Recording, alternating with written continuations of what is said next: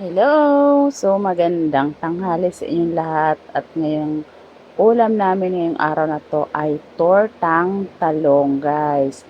Guys, unang ginawa ko rito, yung talong ay inihaw ko muna. Pagkatapos ko mag-ihaw, syempre, balatan ko muna siya. Tapos, ginawa ko, dinurog-durog ko muna yung talong. Pagkatapos, tinimplahan ko siya ng patis. Ayan, tapos paminta. Tapos, sunod na ginawa ko, nagisa ko ng bawang, sibuyas, kamatis, at ginisa ko na po yung talong. Tapos, pagkagisa din palamig ko muna. Pagkatapos, nilagyan ko na po siya ng itlog at dinprito ko na po siya. Kaya hito na yung aking pritong talong. Tortang talong pala. Ayan, sorry guys. So, tortang talong ito. So, nakakaiba lang kasi wala po siyang handle. At saka, ginisa ko muna yung talong sa sibuyas, kamatis, kabawang. Pinalamig ko muna at nilagyan ko siya ng itlog. Saka ko siya din prito. Kaya ganito siya guys, kalaki. Wag kayong magtaka guys ha kung bakit maitim yung aking kawali.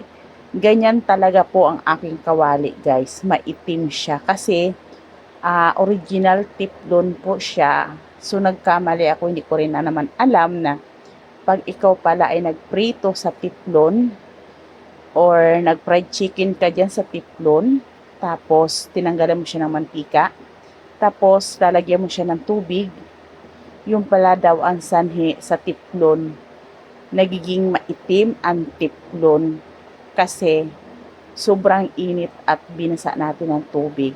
Kaya ganun pala siya. Nangingitim. O di ba guys? Ganito yung aking tortang talong. So ayan. So matikman nyo to guys. I-try ninyo.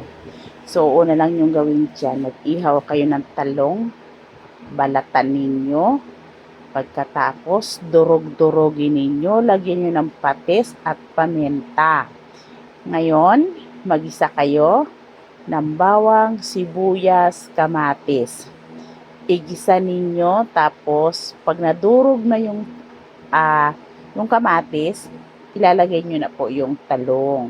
Ayan. Pagkatapos, halo-haloin ninyo na mag-mix ang kanyang ingredients at saka pati yung patis. O, diba guys? Palamigin nyo muna bago nyo po lalagyan ng itlog. Huwag nyo isasama lahat ang itlog dun sa talong. Siyempre, maglalagay lang kayo, magbabati kayo ng itlog at ilagay nyo sa isang platito. Pagkatapos, lalagyan nyo ng talong. Tapos, pagkalagay nyo ng talong, saka nyo ipiprito sa kawali.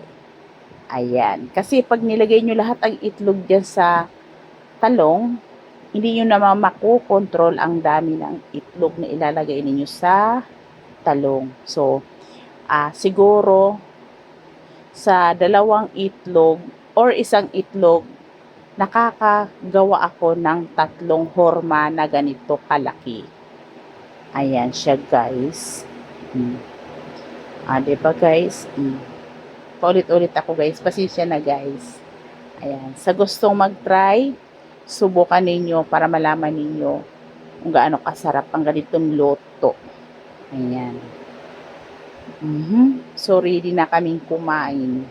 Ayan. Talong ang ulam namin for today. Ayan. Paborito yan ng alaga ko. Talong. Ayan. Thank you. Please support, subscribe,